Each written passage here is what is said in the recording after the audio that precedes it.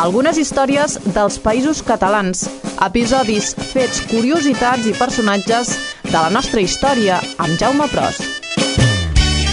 Deu ser impossible trobar algú que hagi fet la mili a l'estat espanyol i que no s'hagi sentit dir polaco, com a malnom. En el meu cas, recordo que fins i tot a dins de la meva gorra portava escrita aquesta paraula per a poder-la identificar i que no me la prenguessin, perquè si a la mili perdies o et prenien la gorra, no hi havia manera humana d'estalviar-te un bon càstig.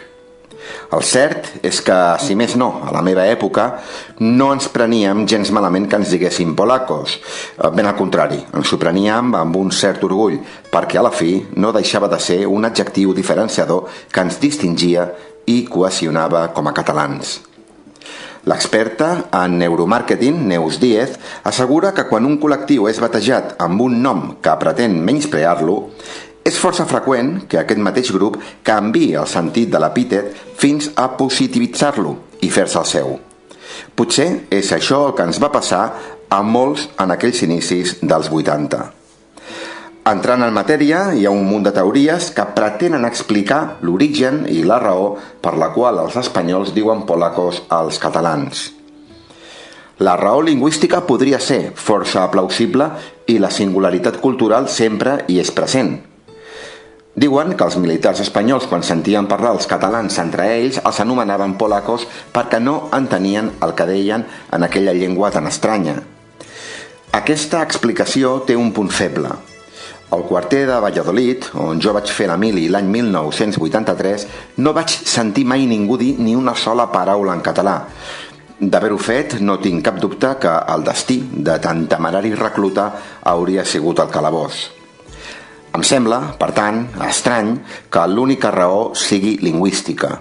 Una altra teoria ens diu que durant la Guerra de Successió, per tant tirem força enrere, hi havia un grup de soldats mercenaris antiborbònics que venien a lluitar des de Polònia al costat dels anglesos, dels austríacs i els catalans.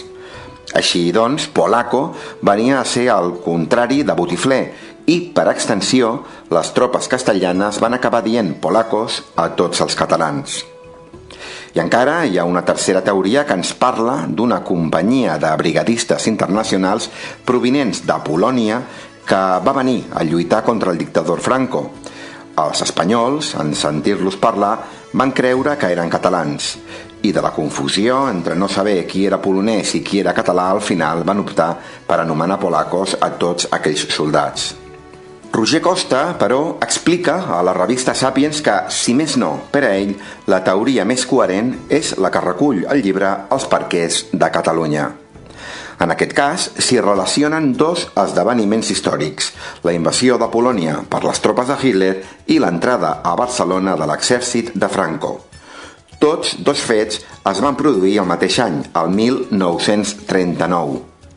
Dos pobles amb una cultura molt definida i singular queien en mans del nazisme i el feixisme, respectivament.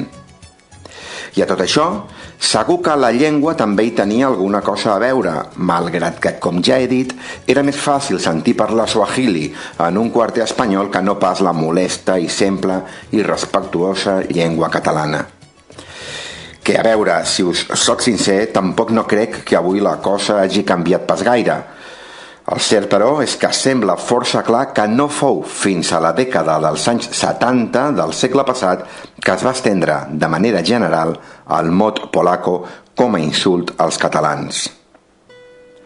Polònia, a més d'un programa d'humor de TV3 que fa una referència sarcàstica a la qüestió que avui ens ocupa, també és un país, esclar que sí, un país que s'ha fet un far de perdre guerres i sempre ha viscut envoltada de grans potències que l'han ocupat i l'han sotmès. Una nació, la polonesa, que va lluitar fins a l'extenuació contra el nazisme i contra tots aquells que l'han volgut veure desapareguda o assimilada. És clar que, ben pensat, difícilment ens podien dir els catalans de cap altra manera que no fos polacos, encara que, innocents d'ells, puguin pensar que això mai pot ser cap insult. Benvolguda audiència, ens retrobem ben aviat aquí amb una nova història dels països catalans. Recordeu que ens podeu seguir al Twitter del programa @historiasppcc. que acabeu de passar un molt bon dia. Algunes històries dels Països Catalans, episodis, fets, curiositats i personatges de la nostra història amb Jaume Pros.